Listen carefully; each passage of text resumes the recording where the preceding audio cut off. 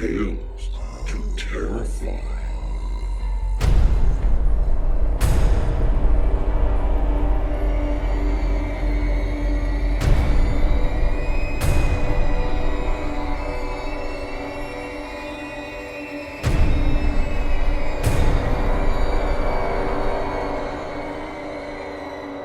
Good evening, children of the night. Yes, it's the 200th episode. We made it. In the middle of January 2012, I found a post in the blog Boing Boing by Cory Doctorow announcing a new horror podcast from the Starship Sofa people called Tales to Terrify. Later that week, in my parents' basement as I worked out, I listened to Larry Santaro introduce Martin Munt's narration of his own story, Chair, and I was hooked. Over the next couple of years, I'd listened to this podcast every week. Then, after one particular call for narrators, I decided I'd give it a go. Our former editor, Cher Eves, would give me stories, and later Larry would announce them. When it came time for Cher to leave, I became editor. And once Larry passed, I became host. Right along with my journey with the podcast, many of you have been listeners since day one. Others we've picked up along the way, and according to an email or two here or there, some of you have joined us quite recently and are working through the 199 episodes prior to this one. A daunting, yet heroic feat. All are welcome as we celebrate our 200th. A month or two back, I asked on our Facebook page what classic horror stories should we air to commemorate this achievement. We received more answers than we will be airing over the next few weeks. The ones that didn't make the cut ran afoul of one of the most dangerous monsters in the world of podcasting, copyright. A good amount of the wonderful stories suggested, despite the authors having passed on before most of our listeners had even been born, they are still covered under copyright, and our staff has little successful experience interacting with estates. And we have no successful experience being sued over a few stories. However, many good stories did make the cut, and you will be hearing them tonight and next week and the 2 weeks after. First up will be an Occurrence at Owl Creek Bridge by Ambrose Bierce. Ambrose Bierce was born on July 24, 1842 in Meigs County, which is only a few counties away from the one I was born in. Meigs County is known today for being impoverished and a source of a legendary strain of marijuana. Things back in Bierce's day didn't sound much better than it is now. He was the 10th of 13 children born to Marcus Aurelius Bierce and Laura Sherwood Bierce. All 13 of the children would be given names starting with the letter A. His family instilled a love for reading and writing early in his life. Bierce left his family at the age of 15 to work for an Ohio newspaper. At the beginning of the American Civil War, he enlisted in the Union Army's 9th Indiana Infantry Regiment. He fought in several battles, including the Battle of Shiloh, served as a topographical engineer, received acknowledgment for heroics for rescue of a wounded comrade under fire, and received a severe head wound during the Battle of Kennesaw Mountain, which would take him out of active service for several months. Afterwards, he would be part of an expedition to inspect military outposts across the Great Plains. Eventually, the expedition would arrive in San Francisco, where he would achieve the rank of brevet major and resign from the Army. He spent many years in San Francisco as a journalist, including becoming associated with William Randolph Hearst's newspapers, specifically the San Francisco Examiner. At the behest of Hearst, Bierce was sent to Washington, D.C. in January 1896 to undermine the Union Pacific and Central Pacific Railroad's attempts to have the federal government forgive what in today's money would be over $3.5 billion of debt for the construction of the first transcontinental railroad, which Bierce successfully subverted, saving the American taxpayers from having to foot an enormous bill and making him a personal hero of mine. Now, at the end of Ambrose Bierce's life is a mystery. At the age of 71, he undertook a tour of his old Civil War battlefields. In December of 1913, he had passed through Louisiana and Texas, then crossed by way of El Paso into Mexico, which her revolution was underway. In Juarez City, he joined Pancho Villa's army as an observer, witnessed the Battle of Tierra Blanca, and traveled with the army as far as the city of Chihuahua. He wrote a letter to a close friend of his, concluding the communication with the statement that he left for places unknown on the following day. And that is the last the world ever heard of Ambrose Bierce. Despite efforts to inquire into his whereabouts, well-being, or continued existence, the search included dead ends, red herrings, and mystery after mystery. The man or his remains were never found. Now, let's listen to a story, an occurrence at Owl Creek Bridge. A man stood upon a railroad bridge in northern Alabama, looking down into the swift water 20 feet below. The man's hands were behind his back, the wrists bound with a cord. A rope closely encircled his neck.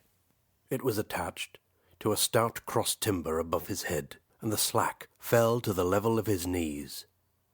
Some loose boards, laid upon the ties supporting the rails of the railway, supplied a footing for him and his executioners.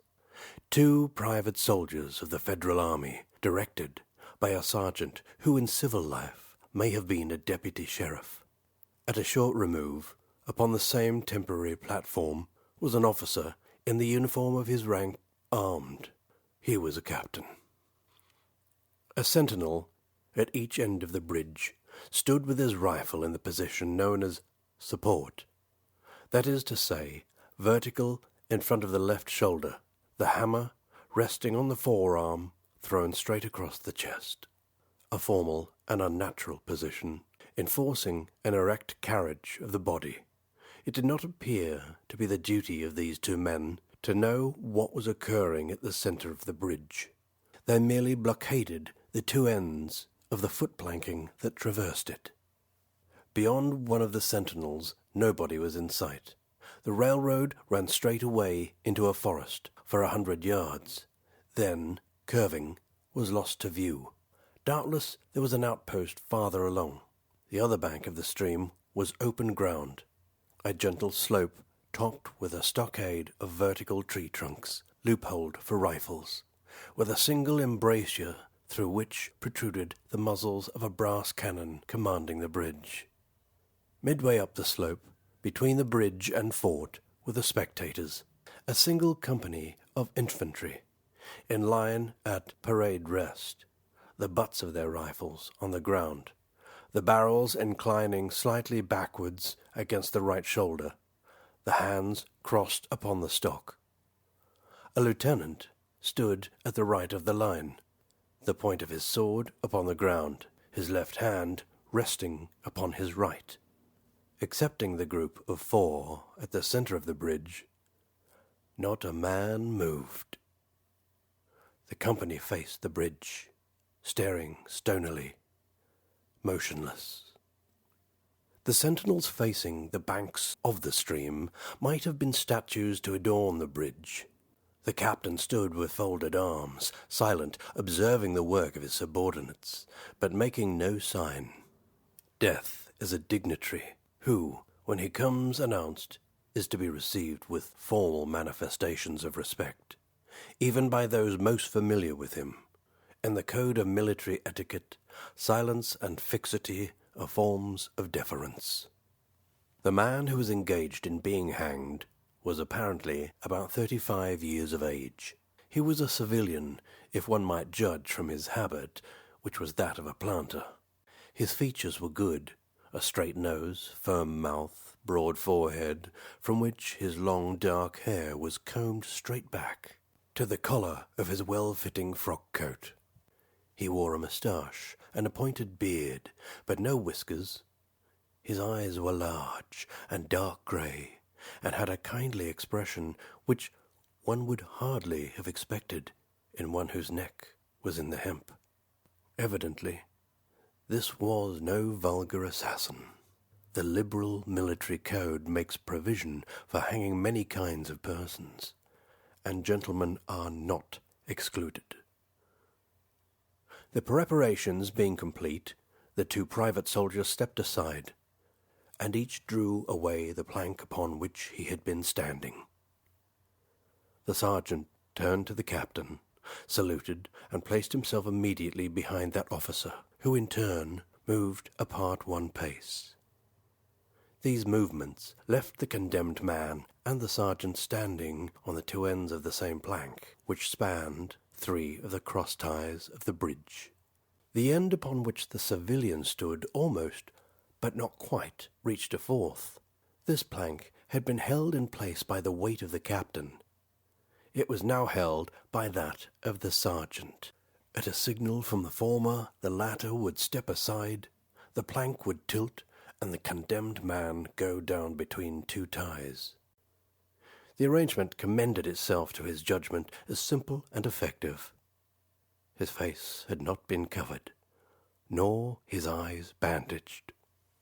He looked a moment at his unsteadfast footing, then let his gaze wander to the swirling water of the stream racing madly beneath his feet. A piece of dancing driftwood caught his attention, and his eyes followed it down the current.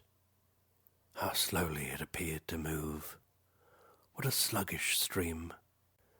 He closed his eyes in order to fix his last thoughts upon his wife and children. The water, touched to gold by the early sun, the brooding mists under the banks at some distance down the stream, the fort, the soldiers, the piece of drift, all had distracted him. And now he became conscious of a new disturbance. Striking through the thought of his dear ones was sound which he could neither ignore nor understand. A sharp, distinct metallic percussion like the stroke of a blacksmith's hammer upon the anvil. It had the same ringing quality. He wondered what it was, and whether immeasurably distant or nearby. It seemed both. Its recurrence was regular, but as slow as the tolling of a death knell. He awaited each new stroke with impatience and, he knew not why, apprehension. The intervals of silence grew progressively longer, the delays became maddening. With their greater infrequency, the sounds increased in strength and sharpness.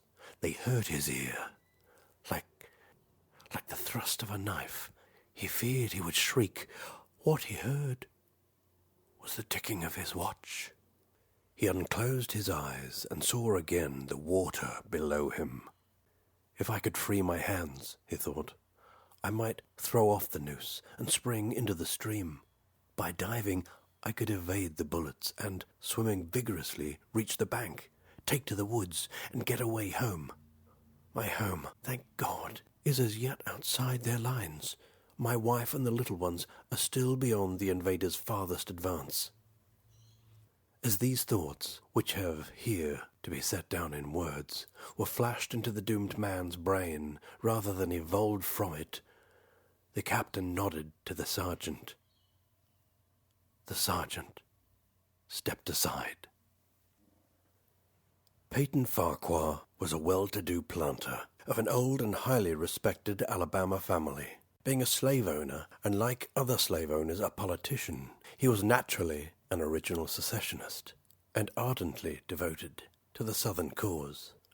Circumstances of an imperious nature, which it is unnecessary to relate here, had prevented him from taking service with that gallant army which had fought the disastrous campaigns, ending with the fall of Corinth, and he chafed under the inglorious restraint, longing for the release of his energies, the larger life of the soldier, the opportunity for distinction.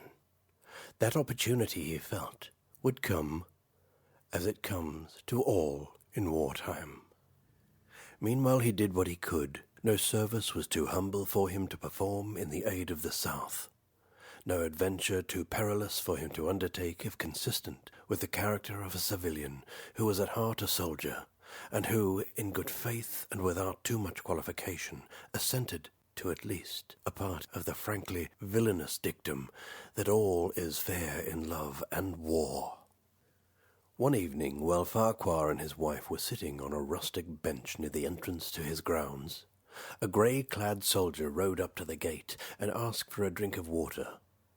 Mrs. Farquhar was only too happy to serve him with her own white hands. While she was fetching the water, her husband approached the dusty horseman and inquired eagerly for news from the front. "The Yanks are repairing the railroads," said the man, "and are getting ready for another advance. They have reached the Owl Creek Bridge, put it in order, and built a stockade on the north bank. The commandant has issued an order, which is posted everywhere, declaring that any civilian caught interfering with the railroad, its bridges, tunnels, or trains will be summarily hanged. I saw the order." "How far is it to Owl Creek Bridge?" Farquhar asked. "About 30 miles. Is there no force on this side of the creek?" "Only a picket post, half a mile out on the bridge, and a single sentinel at this end of the bridge. Suppose a man, a civilian and student of hanging, should elude the picket post and perhaps get the better of the sentinel," said Farquhar, smiling. "What could he accomplish?" The soldier reflected. "I was there a month ago," he replied. "I observed that the flood of last winter had lodged a great quantity of driftwood against the wooden pier at this end of the bridge. It's now dry and would burn like tinder." The lady now brought the water, which the soldier drank. He thanked her ceremoniously, bowed to her husband, and rode away. An hour later, after nightfall, he repassed the plantation, going northward in the direction from which he had come. He was a Federal scout. As Peyton Farquhar fell straight downward through the bridge, he lost consciousness, and was as one already dead. From this state he was awakened, ages later it seemed to him, by the pain of a sharp pressure upon his throat, followed by a sense of suffocation. Keen, poignant agonies seemed to shoot from his neck downward through every fibre of his body and limbs. These pains appeared to flash along well-defined lines of ramification and to beat with an inconceivably rapid periodicity. They seemed like streams of pulsating fire, heating him to an intolerable temperature. As to his head, he was conscious of nothing but a feeling of fullness, of congestion. These sensations were unaccompanied by thought. The intellectual part of his nature was already effaced. He had power only to feel, and feeling was torment. He was conscious of motion. Encompassed in a luminous cloud, of which he was now merely the fiery heart, without material substance, he swung through unthinkable arcs of oscillation like a vast pendulum. Then, all at once, with terrible suddenness, the light about him shot upwards with the noise of a loud splash. A frightful roaring was in his ears, and all was cold and dark. The power of thought was restored. He knew that the rope had broken, and he had fallen into the stream. There was no additional strangulation. The noose about his neck was already suffocating him, and kept the water from his lungs. To die of hanging at the bottom of a river, the idea seemed to him ludicrous. He opened his eyes in the darkness and saw above him a gleam of light. But how distant, how inaccessible. He was still sinking, for the light became fainter and fainter until it was a mere glimmer. Then it began to grow and brighten, and he knew that he was rising toward the surface. Knew it with reluctance, for he was now very comfortable. To be hanged and drowned, he thought, that is not so bad, but I do not wish to be shot. No, I will not be shot. That is not fair. He was not conscious of an effort, but a sharp pain in his wrist apprised him that he was trying to free his hands. He gave the struggle his attention, as an idler might observe the feat of a juggler, without interest in the outcome. What splendid effort! What magnificent, what superhuman strength! Ah, that was a fine endeavour. Bravo! The cord fell away, his arms parted and floated upward, the hands dimly seen on either side in the growing light. He watched them with a new interest, as first one and then the other pounced upon the noose at his neck. They tore it away and thrust it fiercely aside, its undulations resembling those of a water snake. "Put it back! Put it back!" He thought he shouted these words to his hands, for the undoing of the noose had been succeeded by the direst pang that he had yet experienced. His neck ached horribly. His brain was on fire. His heart, which had been fluttering faintly, gave a great leap, trying to force itself out of his mouth. His whole body was racked and wrenched with an insupportable anguish, but the disobedient hands gave no heed to the command. They beat the water vigorously with quick downward strokes, forcing him to the surface. He felt his head emerge. His eyes were blinded by the sunlight. His chest expanded convulsively, and with a supreme and crowning agony, his lungs engulfed a great draught of air, which instantly he expelled in a shriek. He was now in full possession of his physical senses. They were indeed preternaturally keen and alert. Something in the awful disturbance of his organic system had so exalted and refined them that they made record of things never before perceived.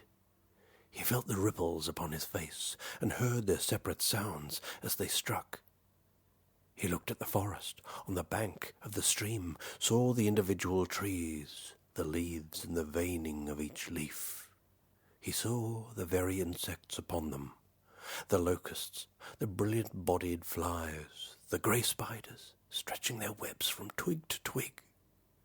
He noted the prismatic colours in all the dewdrops upon 1,000,000 blades of grass. The humming of the gnats that danced above the eddies of the stream, the beating of the dragonfly's wings, the strokes of the water spider's legs, like oars which had lifted their boat, all these made audible music. A fish slid along beneath his eyes, and he heard the rush of its body parting the water. He had come to the surface, facing down the stream. In a moment the visible world seemed to wheel slowly around, himself the pivotal point, and he saw the bridge, the fort, the soldiers upon the bridge, the captain, the sergeant, the 2 privates, his executioners. They were in silhouette against the blue sky. They shouted and gesticulated, pointing at him. The captain had drawn his pistol, but he did not fire. The others were unarmed. Their movements were grotesque and horrible, their forms gigantic. Suddenly he heard a sharp report, and something struck the water smartly within a few inches of his head, splattering his face with spray. He heard a second report, and saw one of the sentinels with his rifle at his shoulder, a light cloud of blue smoke rising from the muzzle. The man in the water saw the eye of the man on the bridge gazing into his own through the sights of the rifle. He observed that it was a grey eye, and remembered having read that grey eyes were keenest, and that all famous marksmen had them. Nevertheless, this one had missed. A counter-swirl had caught Farquhar and turned him half round. He was again looking at the forest on the bank opposite the fort. The sound of a clear, high voice in a monotonous sing-song now rang out behind him, and came across the water with a distinctness that pierced and subdued all other sounds, even the beating of the ripples in his ears. Although no soldier, he had frequented camps enough to know the dread significance of that deliberate, drawling, aspirated chant. The lieutenant on shore was taking a part in the morning's work. How coldly and pitilessly, with what an even, calm intonation presaging and enforcing tranquillity in his men. With what accurately measured interval fell those cruel words, "Company! Attention! Shoulder arms! Ready! Aim! Fire!" Farquhar dived as deeply as he could. The water roared in his ears like the voice of Niagara. Yet he heard the dull thunder of the volley, and rising again toward the surface, met shining bits of metal, singularly flattened, oscillating slowly downward. Some of them touched him on the face and hands, then fell away, continuing their descent. One lodged between his collar and neck. It was uncomfortably warm, and he snatched it out. As he rose to the surface, gasping for breath, he saw that he had been a long time under water. He was perceptibly farther downstream, nearer to safety. The soldiers had almost finished reloading. The metal ramrods flashed all at once in the sunshine, and as they were drawn from the barrels, turned in the air, and thrust into their sockets, the two sentinels fired again, independently and ineffectually. The hunted man saw all this over his shoulder. He was now swimming vigorously with the current. His brain was as energetic as his arms and legs. He thought with the rapidity of lightning. The officer, he reasoned, will not make the martinet's error a second time. It is as easy to dodge a volley as a single shot. He has probably already given the command to fire at will. God help me, I cannot dodge them all. An appalling splash within 2 yards of him was followed by a loud rushing sound, diminuendo, which seemed to travel back through the air to the fort and died in an explosion which stirred the very river to its deeps. A rising sheet of water curved over him, fell down upon him, blinded him, strangled him. The cannon had taken a hand in the game. As he shook his head free from the commotion of the smitten water, he heard the deflected shot humming through the air ahead, and in an instant it was cracking and smashing the branches of the forest beyond. They will not do that again, he thought. The next time they will use a charge of grape. I must keep my eye upon the gun. The smoke will apprise me. The report arrives too late.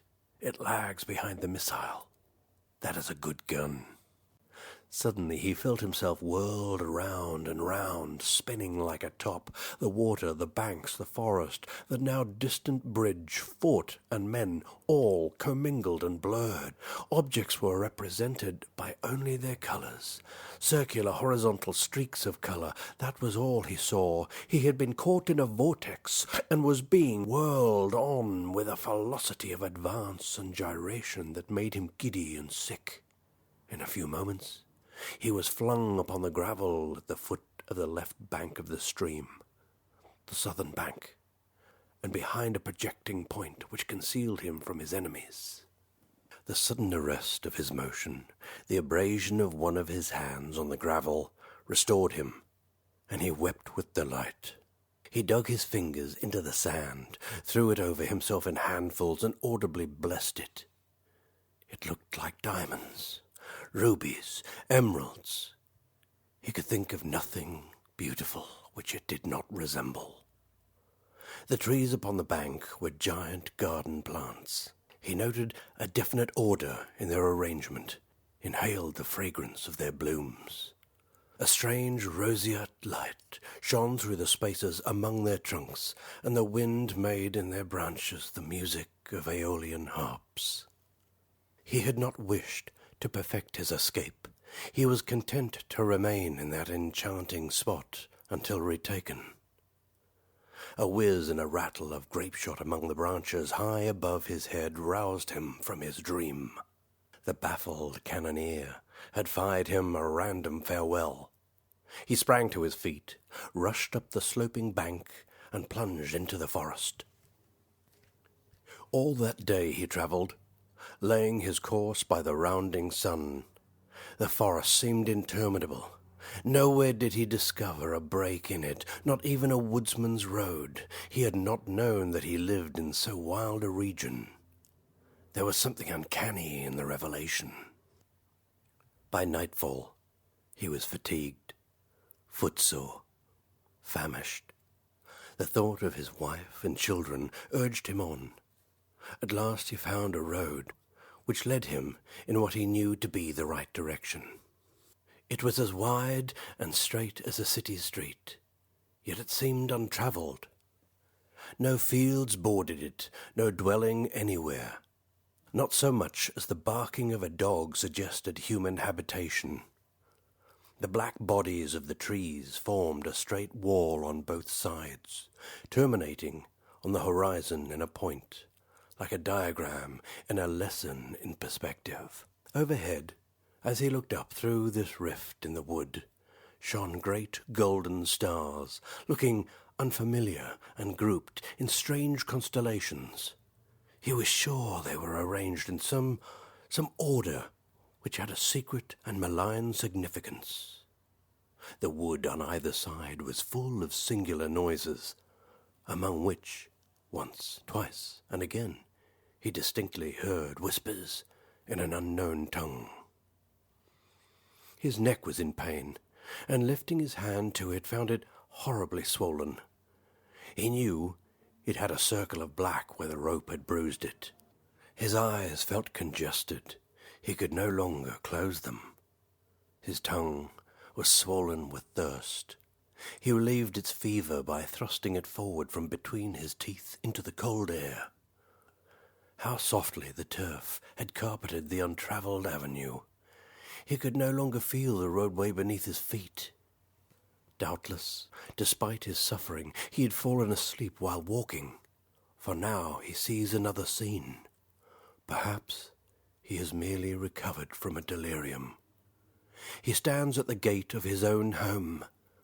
All is as he left it, and all bright and beautiful in the morning sunshine. He must have travelled the entire night. As he pushes open the gate and passes up the wide white walk, he sees a flutter of female garments. His wife, looking fresh and cool and sweet, steps down from the veranda to meet him. At the bottom of the steps, she stands, waiting, with a smile of ineffable joy, an attitude of matchless grace and dignity. Oh, how beautiful she is! He springs forward with extended arms. As he is about to clasp her, he feels a stunning blow on the back of his neck. A blinding white light blazes all about him with a sound like the shock of a cannon. Then all is darkness and silence. Peyton Farquhar was dead. His body, with a broken neck, swung gently from side to side beneath the timbers of the Owl Creek Bridge. That was Ambrose Bierce's An Occurrence at Owl Creek Bridge, as read by Ron John. Ron John has written and published children's books, scripts, and screenplays for animation and live action, musical lyrics, and libretti. He is a student of strange phenomenon, parapsychology, horror, and children's literature. You can see Ron John's videos and hear more of his work on the Spectre Collector blog, which is thecollectorspectre.blogspot.com.au. You can download his albums on the Spectre Collector Bandcamp site, thespectrecollector.bandcamp.com, and check out Ron John's hymns to the cannibal blood cult, the fungus sanguinarius, at the Fruits of Madness blog, thefruitsofmadness.blogspot.com.au, and, of course, links will be in the show notes. The next three stories, two that you'll be hearing tonight and one next week, are from one Edgar Allan Poe. I'm not sure where to start with Poe's story because there is so much of it, and furthermore, if you're listening to a horror short story podcast, I'm going to bet that you know the broad strokes of his life and contribution to literature already. As a product of the American public school system, I can safely say that most of our American listeners had been introduced to dark fiction by none other than Mr. Poe himself. I'd go so far as to wager that most of the English-speaking world would be included in such a generality. So, I feel that I'll give the high points of his biography, and for the few listeners that may be unfamiliar with Poe, I'll leave it to you to research further. He was born Edgar Poe on January 19th of 1809 in Boston to two actors. The next year his father abandoned the family, and the year following his mother died. John and Frances Allan of Richmond, Virginia, took him in, although did not adopt him. Poe entered into the University of Virginia for a single semester, ran out of money, and dropped out of UVA. With his disintegrating relationship with his fostering parents and without his own income, Poe enlists in the U.S. Army in 1827 under an assumed name and begins publishing poems. 2 years into his 5-year enlistment, he sought to end it early in order to receive an appointment at West Point Military Academy, which was done successfully. Within a year, Poe intentionally had himself court-martialed to be expelled from West Point and traveled to New York, where he continued to publish volumes of his poems. During this time, he became the first well-known American to try and support himself exclusively from writing. Note the word try. as it seems that he was generally unsuccessful at this, regularly having to resort to begging money and assistance from friends and family. In 1835, he found a job as an assistant editor in Richmond. This job lasted only a few weeks after his boss got him drunk. Poe then left for Baltimore to stay with his family, during which time the 26-year-old Poe married his 13-year-old first cousin, Virginia Clem. He then returned to Richmond with Virginia and her mother to be reinstated in the job after promising for better behavior. Over the next decade, Poe would work as an editor and continue to publish with mixed success. In 1842, his wife Virginia began to show signs of tuberculosis. This seemed to cause him to drink at an even greater excess than he had known for before. Poe moved to a small home in the Bronx where his wife would die less than a year later. Following his wife's death, he would be described as increasingly unstable and erratic. Only 2 years after her passing, Poe was found on the streets of Baltimore by a Joseph W. Walker. Poe was delirious, distressed, and certainly in need of medical help. 4 days later, he would be dead. Poe's cause of death is unclear and has been debated, and all medical records, including his death certificate, have been lost. Though his tragic life, he wrote tragic stories. We will hear some of them this evening. We will start with the facts in the case of M. Valdemar. Of course, I shall not pretend to consider it any matter for wonder that the extraordinary case of M. Valdemar has excited discussion. It would have been a miracle had it not, especially under the circumstances. Through the desire of all parties concerned to keep the affair from the public, at least for the present, or until we had farther opportunities for investigation through our endeavors to effect this, a garbled or exaggerated account made its way into society and became the source of many unpleasant misrepresentations and, very naturally, of a great deal of disbelief. It is now rendered necessary that I give the facts, as far as I comprehend them myself. They are, succinctly, these. My attention for the last 3 years had been repeatedly drawn to the subject of mesmerism, and about 9 months ago it occurred to me, quite suddenly, that in the series of experiments made hitherto, there had been a very remarkable and most unaccountable omission. No person had as yet been mesmerized in articulo mortis. It remained to be seen, first, whether in such a condition there existed in the patient any susceptibility to the magnetic influence. Secondly, whether, if any existed, it was impaired or increased by the condition.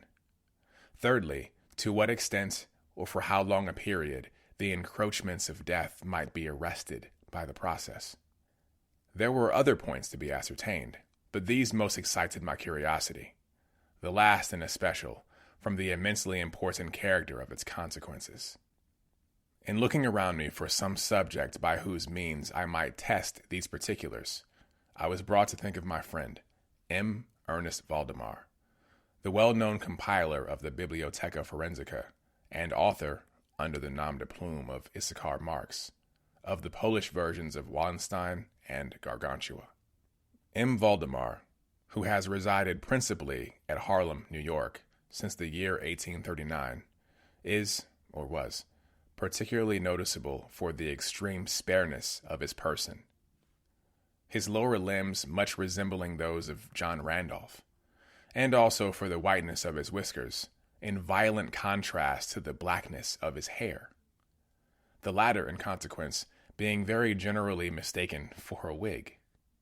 His temperament was markedly nervous, and rendered him a good subject for mesmeric experiment. On 2 or 3 occasions I had put him to sleep with little difficulty, but was disappointed in other results which his peculiar constitution had naturally led me to anticipate. His will was at no period positively or thoroughly under my control, and in regard to clairvoyance, I could accomplish with him nothing to be relied upon. I always attributed my failure at these points to the disordered state of his health. For some months previous to my becoming acquainted with him, his physicians had declared him in a confirmed phthisis. It was his custom, indeed, to speak calmly of his approaching dissolution, as of a matter neither to be avoided nor regretted. When the ideas to which I have alluded first occurred to me, it was of course very natural that I should think of him Valdemar. I knew the steady philosophy of the man too well to apprehend any scruples from him, and he had no relatives in America who would be likely to interfere.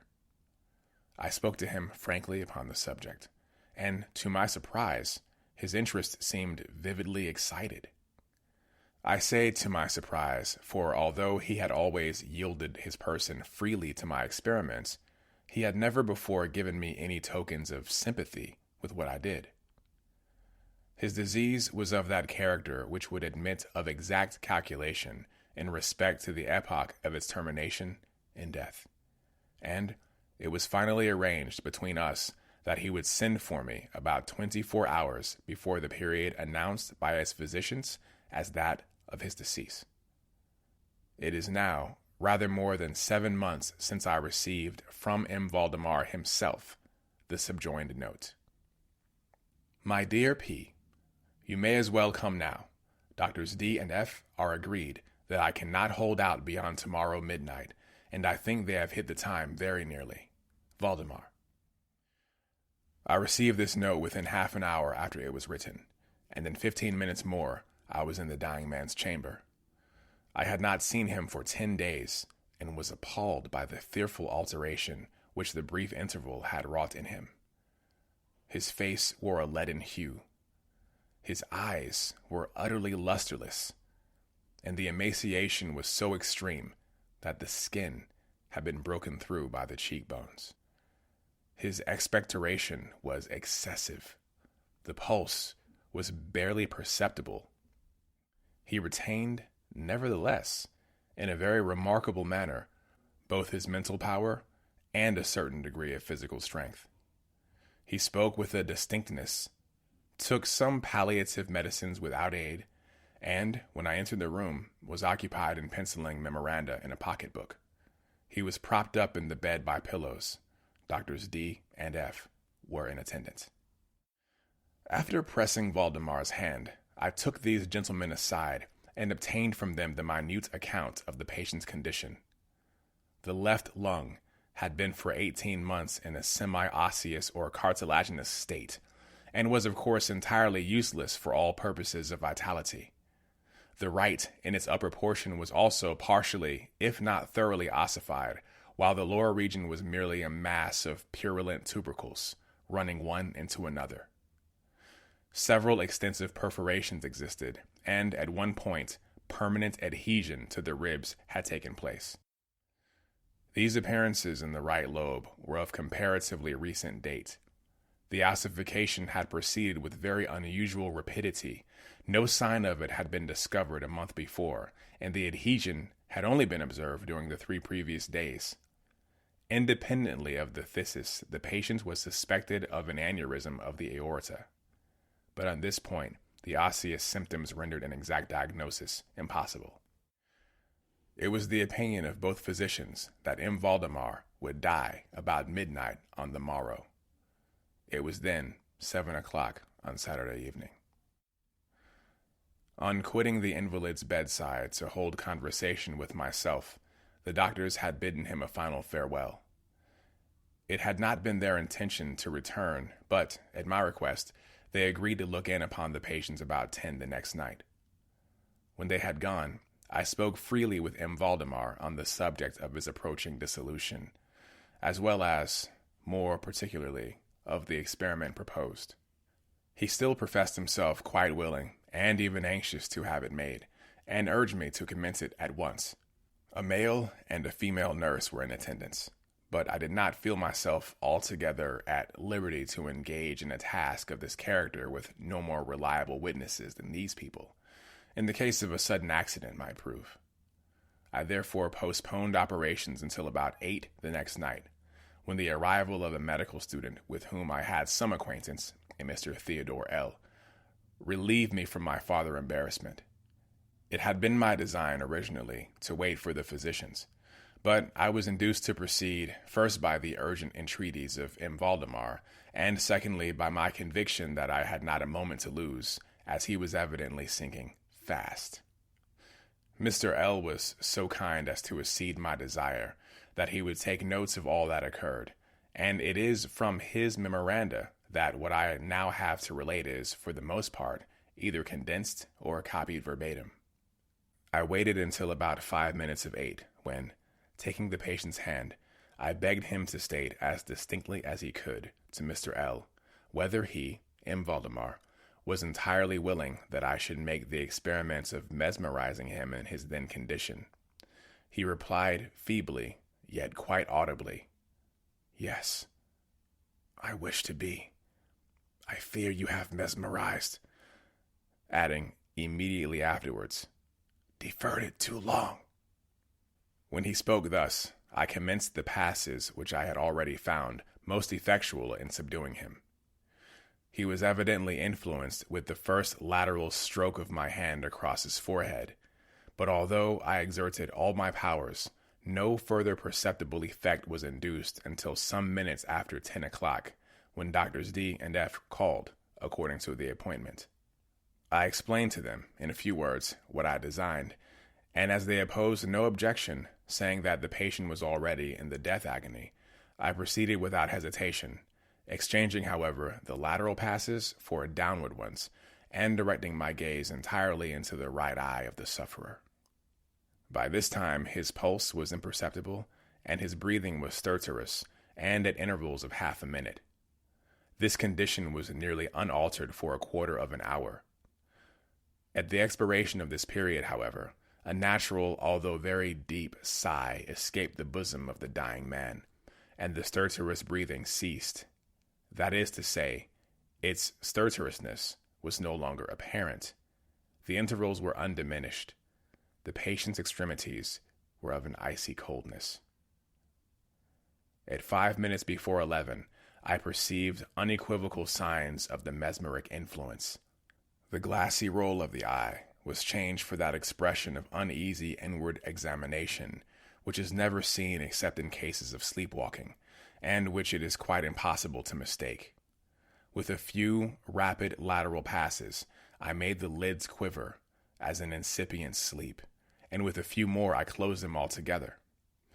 I was not satisfied, however, with this, but continued the manipulations vigorously, and with the fullest exertion of the will, until I had completely stiffened the limbs of the slumberer, after placing them in a seemingly uneasy position.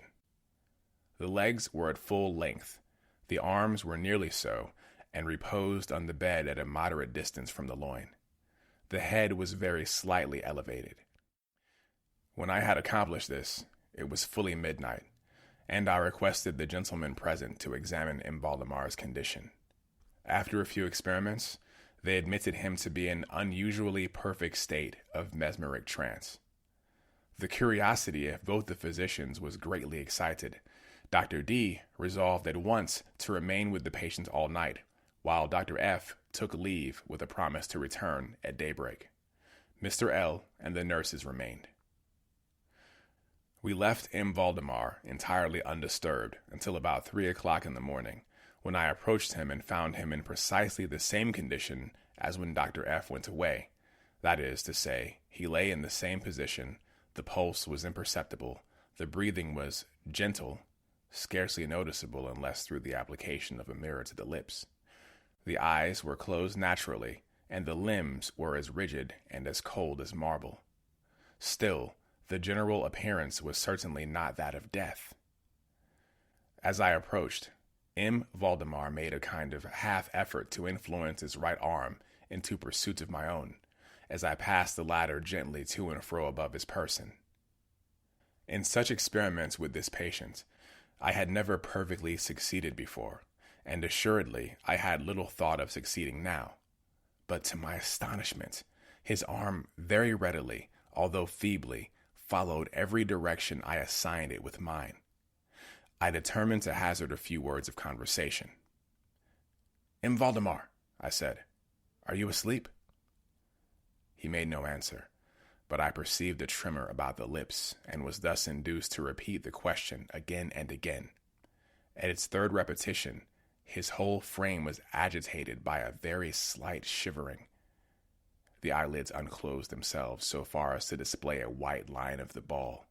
The lips moved sluggishly, and from between them, in a barely audible whisper, issued the words, "Yes.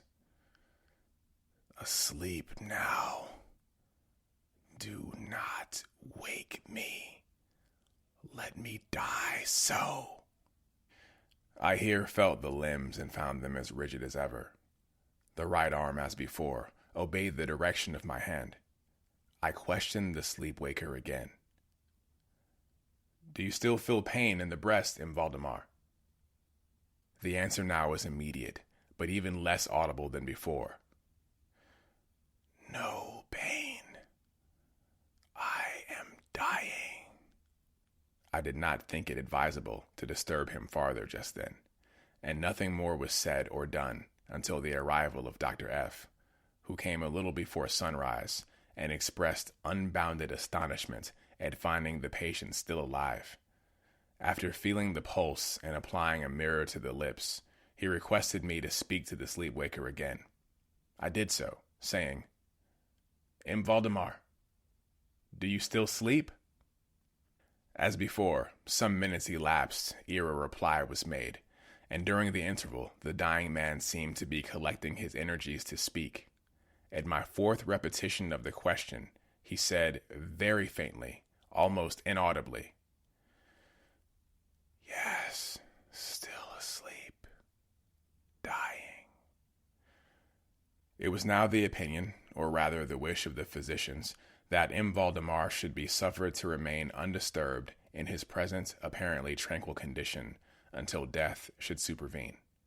And this, it was generally agreed, must now take place within a few minutes. I concluded, however, to speak to him once more, and merely repeated my previous question. While I spoke, there came a marked change over the countenance of the sleep-waker. The eyes rolled themselves slowly open, the pupils disappearing upwardly. The skin generally assumed a cadaverous hue, resembling not so much parchment as white paper. And the circular hectic spots which hitherto had been strongly defined in the center of each cheek went out at once. I use this expression because the suddenness of their departure put me in mind of nothing so much as the extinguishment of a candle by a puff of the breath. The upper lip, at the same time, writhed itself away from the teeth, which it had previously covered completely, while the lower jaw fell with an audible jerk, leaving the mouth widely extended, and disclosing in full view the swollen and blackened tongue. I presume that no member of the party then present had been unaccustomed to deathbed horrors, but so hideous beyond conception was the appearance of Valdemar at this moment that there was a general shrinking back from the region of the bed. I now feel that I have reached a point of this narrative at which every reader will be startled into positive disbelief. It is my business, however, simply to proceed. There was no longer the faintest sign of vitality in Valdemar, and concluding him to be dead, we were consigning him to the charge of the nurses, when a strong vibratory motion was observed in the tongue. This continued for perhaps a minute. At the expiration of this period there issued from the distended and motionless jaws a voice, such as it would be madness in me to attempt describing. There are indeed 2 or 3 epithets which might be considered as applicable to it in part. I might say, for example, that the sound was harsh and broken and hollow, but the hideous whole is indescribable, for the simplest reason that no similar sounds have ever jarred upon the ear of humanity. There were 2 particulars, nevertheless, which I thought then, and still think, might fairly be stated as characteristic of the intonation, as well adapted to convey some idea of its unearthly peculiarity. In the first place, the voice seemed to reach our ears, at least mine, from a vast distance, or from some deep cavern within the earth. In the second place, it impressed me, I fear, indeed, that it will be impossible to make myself comprehended, as gelatinous or glutinous matters impress the sense of touch. I have spoken both of sound and of voice. I mean to say that the sound was one of distinct, of even wonderfully, thrillingly distinct syllabification. M. Valdemar spoke, obviously in reply to the question I had propounded to him a few minutes before. I had asked him, it will be remembered, if he still slept. He now said, "Yes. No. I have been sleeping. And now I am dead." No person present even affected to deny or attempted to repress the unutterable, shuddering horror which these few words thus uttered were so well calculated to convey. Mr. L. swooned. The nurses immediately left the chamber and could not be induced to return. My own impressions I would not pretend to render intelligible to the reader. For nearly an hour, we busied ourselves silently without the utterance of a word, in endeavors to revive Mr. L. When he came to himself, we addressed ourselves again to an investigation of M. Valdemar's condition. It remained in all respects as I have last described it, with the exception that the mirror no longer afforded evidence of respiration. An attempt to draw blood from the arm failed. I should mention, too, that this limb was no farther subject to my will. I endeavored in vain to make it follow the direction of my hand. The only real indication, indeed, of the mesmeric influence was now found in the vibratory movement of the tongue whenever I addressed M. Valdemar a question. He seemed to be making an effort to reply, but had no longer sufficient volition. To queries put to him by any other person than myself he seemed utterly insensible, although I endeavored to place each member of the company in mesmeric rapport with him. I believe that I have now related all that is necessary to an understanding of the sleep-waker's state at this epoch. Other nurses were procured, and at 10 o'clock I left the house in company with the 2 physicians and Mr. L. In the afternoon, we called again to see the patient. His condition remained precisely the same.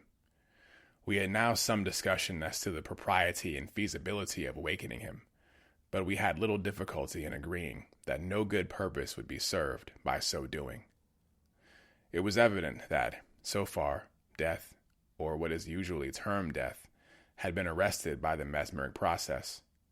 It seemed clear to us all that to awaken M. Valdemar would be merely to ensure his instant, or at least his speedy dissolution. From this period, until the close of last week, an interval of nearly 7 months, we continued to make daily calls at M. Valdemar's house, accompanied now and then by medical and other friends. All this time, the sleeper-waker remained exactly as I have last described him. The nurse's attentions were continual. It was on Friday last that we finally resolved to make the experiment of awakening or attempting to awaken him, and it is the perhaps unfortunate result of this latter experiment which has given rise to so much discussion in private circles, to so much of what I cannot help thinking unwarranted popular feeling. For the purpose of relieving M. Valdemar from the mesmeric trance, I made use of the customary passes. These for a time were unsuccessful. The first indication of revival was afforded by a partial descent of the iris. It was observed, as especially remarkable, that this lowering of the pupil was accompanied by the profuse outflowing of a yellowish ichor from beneath the lids of a pungent and highly offensive odor. It was now suggested that I should attempt to influence the patient's arm as heretofore. I made the attempt and failed. Dr. F. then intimated a desire to have me put a new question. I did so as follows. M. Valdemar, can you explain to us what are your feelings or wishes now? There was an instant return of the hectic circles on the cheeks. The tongue quivered, or rather rolled violently in the mouth, although the jaws and lips remained rigid as before. And at length the same hideous voice which I have already described broke forth. For God's sake, Quick, quick, put me to sleep, or quick, waken me. Quick, I say to you that I am dead. I was thoroughly unnerved, and for an instant remained undecided what to do. At first, I made an endeavor to recompose the patient, but failing in this through total abeyance of the will, I retraced my steps and as earnestly struggled to awaken him. In this attempt, I soon saw that I should be successful, or at least I soon fancied that my success would be complete, and I am sure that all in the room were prepared to see the patient awaken. For what really occurred, however, it is quite impossible that any human being could have been prepared. As I rapidly made the mesmeric passes, amid ejaculations of "dead, dead," absolutely bursting from the tongue and not from the lips of the sufferer, his whole frame, at once, within the space of a single minute, or even less, shrunk, crumbled, absolutely rotted away beneath my hands. Upon the bed, before that whole company, there lay a nearly liquid mass of loathsome, of detestable putridity.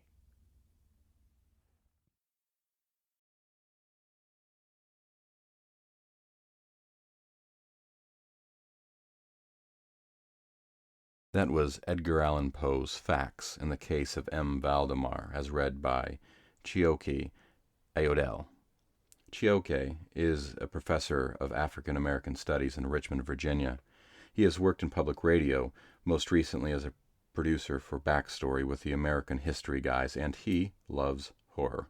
Listening to horror podcasts is the only way he can get to sleep most nights. To hear some of his other recordings, visit soundcloud.com/Cheesematic. Link will be in the show notes. Next up will be Edgar Allan Poe's The Cask of Amontillado. The 1,000 injuries of Fortunato I had borne as best I could, but when he ventured upon insult, I vowed revenge. You who so well know the nature of my soul will not suppose, however, that I gave utterance to a threat. At length I would be avenged. This was a point definitely settled.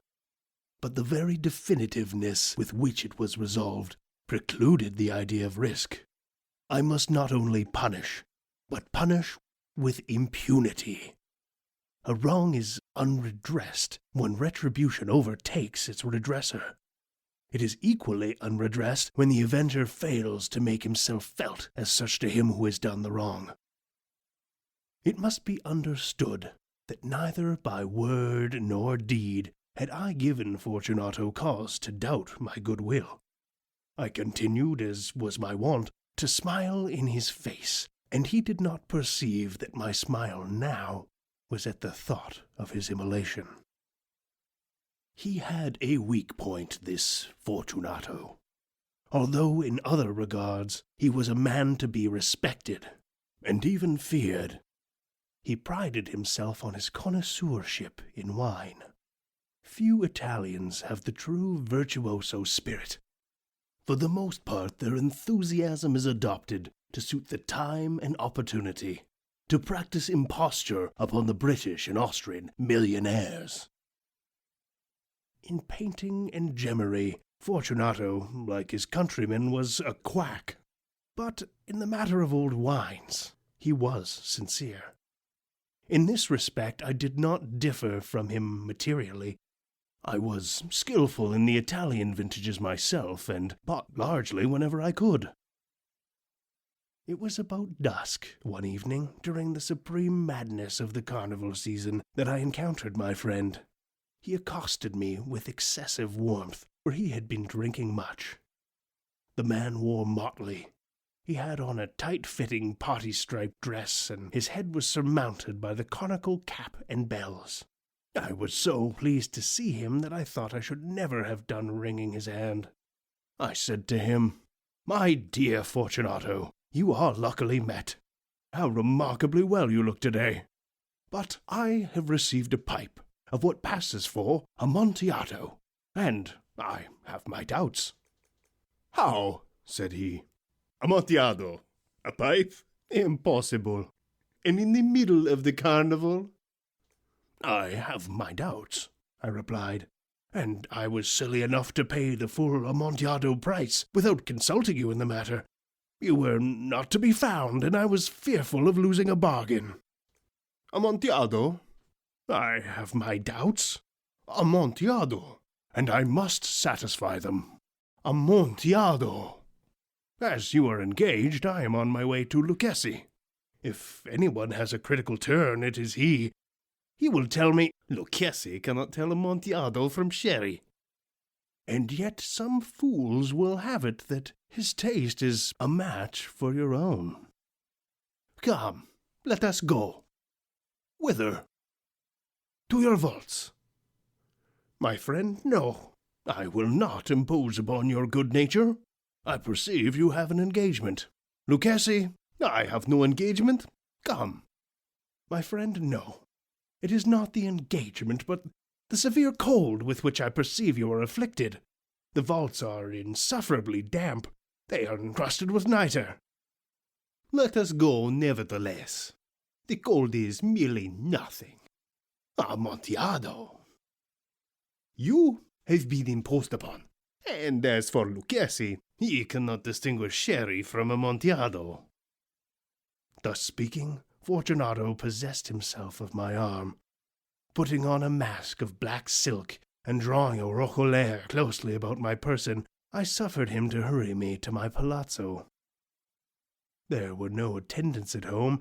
They had absconded to make merry in the honor of the time. I had told them that I should not return until the morning, and had given them explicit orders not to stir from the house.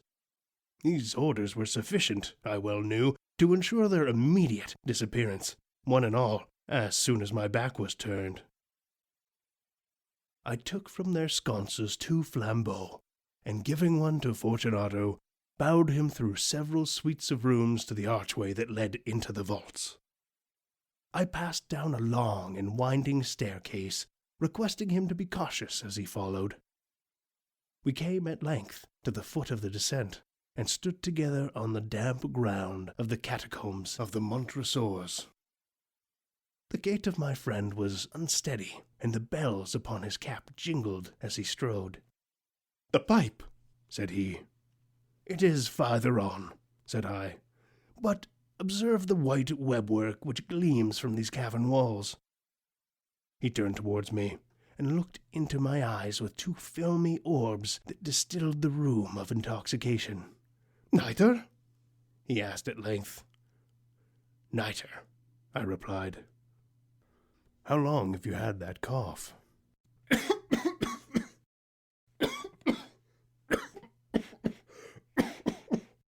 My poor friend found it impossible to reply for many minutes. "It is nothing," he said at last. "Come," I said with decision. "We will go back. Your health is precious. You are rich, respected, admired, beloved. You are happy, as once was I. You are a man to be missed. For me it is no matter. We will go back. You will be ill, and I cannot be responsible. Besides, there is Lucchesi." "Enough," he said. "The cough is a mere nothing. It shall not kill me. I will not die of a cough." "True, true," I replied. "And indeed I had no intention of alarming you unnecessarily. But you should use all proper caution. A draught of this Medoc should defend us from the damps." Here I knocked off the neck of a bottle, which I drew from a long row of its fellows that lay upon the mould. "Drink," I said, presenting him the wine. He raised it to his lips with a leer. He paused and nodded to me familiarly while his bells jingled. "I drink," he said, "to the buried that repose around us." "And I to your long life." He again took my arm, and we proceeded. These vaults, he said, are extensive. The Montresors, I replied, were a great and numerous family. I forget your arms. A huge human foot door in a field azure. The foot crushes a serpent rampant, whose fangs are embedded in the heel. And the motto? Nemo me impune lacesset. Good, he said. The wine sparkled in his eyes, and the bells jingled. My own fancy grew warm with the Madoc. We had passed through walls of piled bones with casks and puncheons intermingling into the inmost recesses of the catacombs. I paused again, and this time I made bold to seize Fortunato by an arm above the elbow. "The nitre," I said. "See, it increases. It hangs like moss upon the vaults. We are below the river's bed. The drops of moisture trickle among the bones. Come, we will go back ere it is too late. Your cough." "It is nothing," he said. "Let us go on. But first, another draught of the Madoc."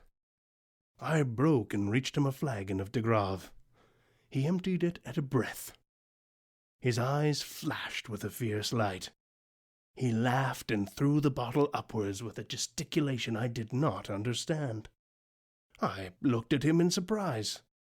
He repeated the movement, a grotesque one. "You do not comprehend?" he said. "Not I," I replied. "Then you are not of the Brotherhood." "How?" "You are not of the Masons." "Yes, yes," I said. "Yes, yes." "You? Impossible. A Mason?" "A Mason," I replied. "A sign," he said. "A sign." "It is this," I answered, producing a trowel from beneath the folds of my roquelaire. "You jest," he exclaimed, recoiling a few paces. "But let us proceed to the Amontillado." "Be it so," I said, replacing the tool beneath the cloak and again offering him my arm. He leaned upon it heavily. We continued our route in search of the Amontillado. We passed through a range of low arches, descended, passed on, and descending again, arrived at a deep crypt, in which the foulness of the air caused our flambeaux rather to glow than flame. At the most remote end of the crypt there appeared another less spacious. Its walls had been lined with human remains, piled to the vault overhead in the fashion of the great catacombs of Paris. 3 sides of this interior crypt were still ornamented in this manner. From the 4th side the bones had been thrown down and lay promiscuously upon the earth, forming at one point a mound of some size. Within the wall, thus exposed by the displacing of the bones, we perceived a still interior recess, in depth about 4 feet, in width 3, in height 6 or 7.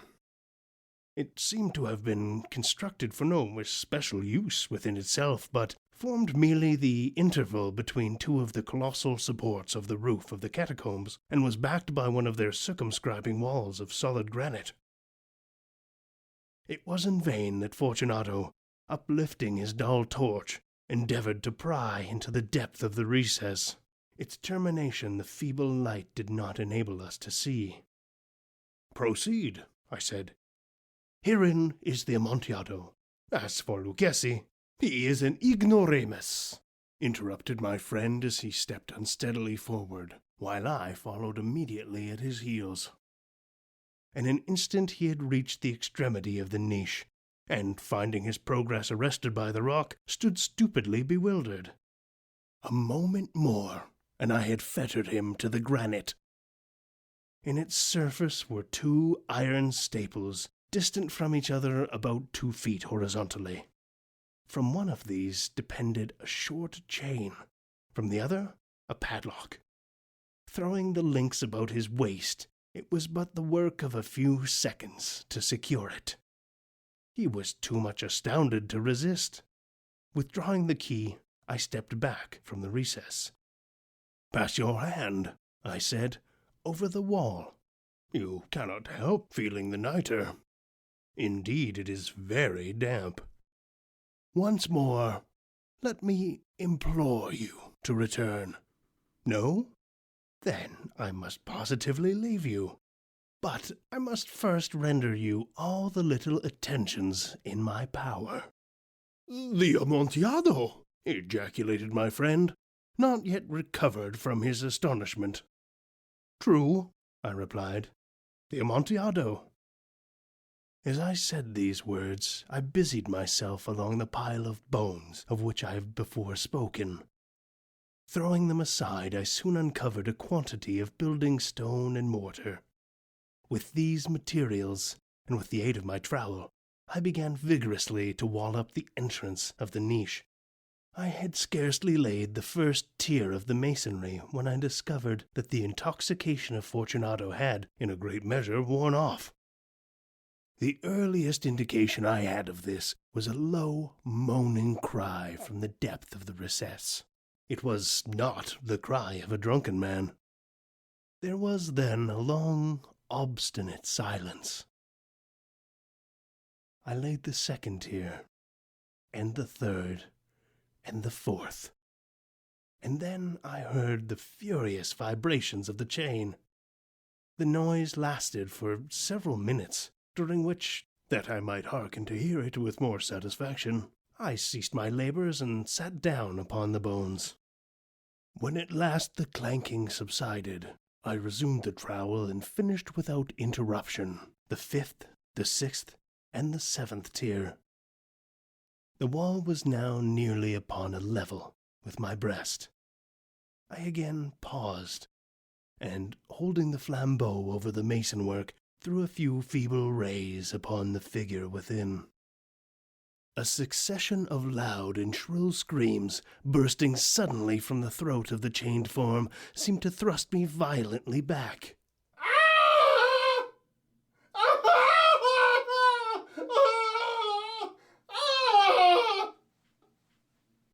For a brief moment I hesitated. I trembled. Unsheathing my rapier, I began to grope with it about the recess, but the thought of an instant reassured me. I placed my hand upon the solid fabric of the catacombs and felt satisfied. I reapproached the wall. I replied to the yells of him who clamored. I re-echoed. I aided. I surpassed them in volume and in strength. I did this, and the clamor grew still. It was now midnight, and my task was drawing to a close. I had completed the 8th, the 9th, and the 10th tiers. I had finished a portion of the last and the 11th. There remained but a single stone to be fitted and plastered in. I struggled with its weight. I placed it partially in its destined position. But now there came from out the niche a low laugh that erected the hairs upon my head. It was succeeded by a sad voice, which I had difficulty in recognizing as that of the noble Fortunato. The voice said, "A very good joke indeed, an excellent jest. We shall have many a rich laugh about it at the palazzo, over our wine."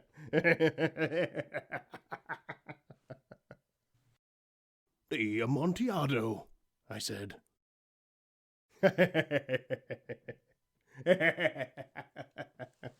"Yes, the Amontillado. But is it not getting late? Will not they be awaiting us at the palazzo? The Lady Fortunato and the rest? Let us be gone." "Yes," I said. "Let us be gone." "For the love of God, Montresor." "Yes," I said. "For the love of God." But to these words I hearkened in vain for a reply. I grew impatient. I called aloud, "Fortunato!" No answer. I called again, "Fortunato!" No answer still. I thrust a torch through the remaining aperture and let it fall within. There came forth in reply only a jingling of the bells. My heart grew sick on account of the dampness of the catacombs. I hastened to make an end of my labor. I forced the last stone into its position. I plastered it up. Against the new masonry, I re-erected the old rampart of bones. For the half of a century, no mortal has disturbed them. In pace requiescat. That was Edgar Allan Poe's The Cask of Amontillado, as read by Drew Sebesteny. You haven't experienced true horror until you've weathered a winter in the bleak, frozen waste of the Canadian prairies, and Drew has survived quite a few. He's been spinning tales since he was old enough to hold a pencil. Most often, Drew flexes his creative muscle as an advertising copywriter and creative director. He hopes you won't hold that against him. But in his spare time, he moonlights as a voiceover artist for radio and video commercial work. Drew lives in Saskatoon, Canada with his wife, son, and menagerie of furry creatures. Thank you, Drew. And that will be our show for the evening. Join us again next week for another episode of Tales to Terrify.